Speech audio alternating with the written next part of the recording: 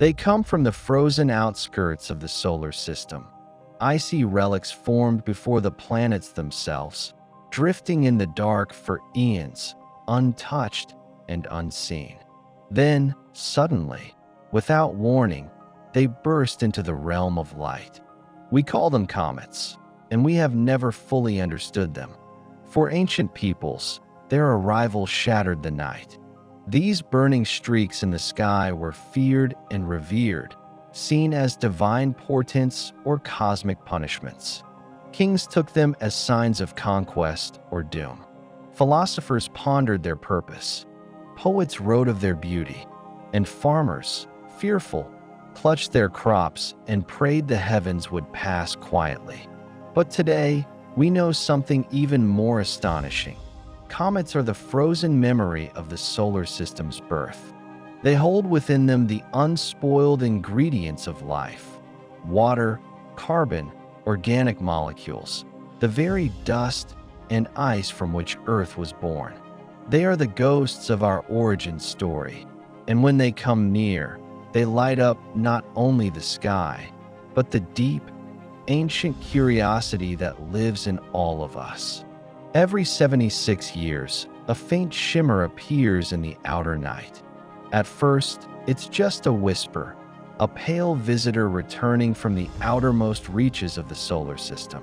Then it grows brighter, larger, more commanding, until it can no longer be ignored.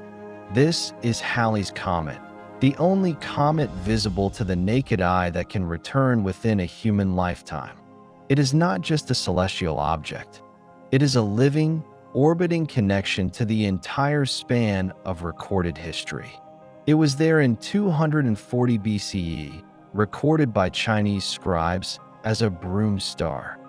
It was there again in 1066, glowing ominously in the skies before the Battle of Hastings, immortalized in the Bayeux Tapestry as a flaming herald of death.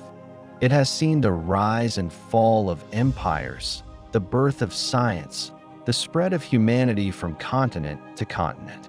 But its real moment came in 1705, when Edmund Halley, an English astronomer and friend of Isaac Newton, recognized the pattern in the chaos.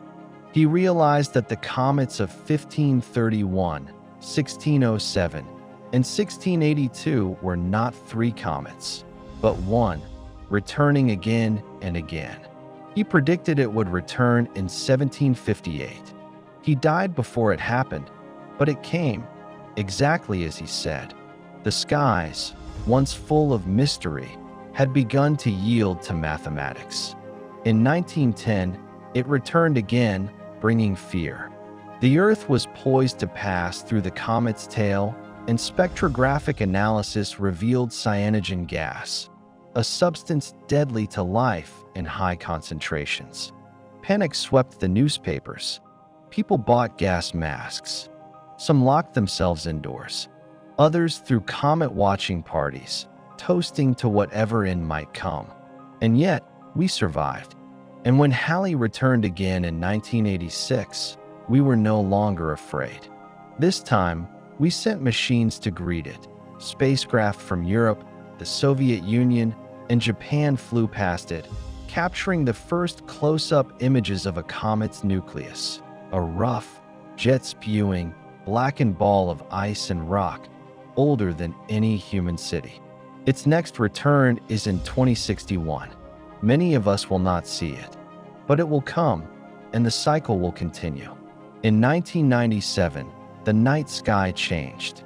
Something extraordinary appeared, something so luminous, so prominent, that it became impossible to ignore.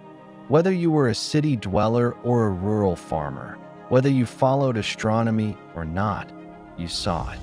Comet Hale-Bopp was one of the brightest and longest-lasting comets of the 20th century. Discovered in 1995 by amateur astronomers Alan Hale and Thomas Bopp, it astonished scientists by growing bright while still well beyond Jupiter's orbit, an unusual feat for a comet. By the time it reached the inner solar system, Hale-Bopp had developed two magnificent tails, one of dust and one of glowing ionized gas, stretching across the sky in a vast, silent fan. It was visible to the naked eye for an astonishing 18 months, a duration that had not been recorded in 1,000 years. The world watched together. People gathered in fields and on rooftops. Telescopes sold out in stores. For many, it was their first direct experience of a great celestial event, and for many others, it would be their last. But not all who looked up found peace. In California, a religious cult called Heaven's Gate believed Hale-Bopp was accompanied by an alien spacecraft, hidden in its tail, waiting to rescue their souls.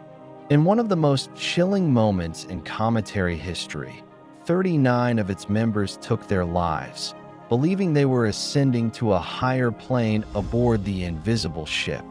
Hale-Bopp's beauty was universal, but so too was its power to stir belief, fear, and tragedy.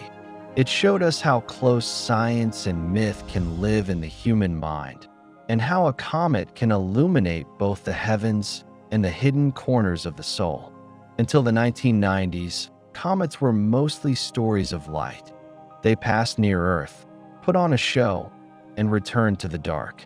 But Comet Shoemaker-Levy 9 told a different story, not of passing by, but of violent impact. In 1994, something extraordinary happened. For the first time in human history, we witnessed a comet hit a planet. Shoemaker-Levy 9 had been torn apart by Jupiter's immense gravity in the early 1990s. What remained was a chain of icy fragments, dozens of them stretched out in a long, ghostly line, orbiting the giant planet like a broken necklace. And then, beginning on July 16, 1994, they began to fall. One by one, the fragments slammed into Jupiter's atmosphere at speeds over 130,000 miles per hour.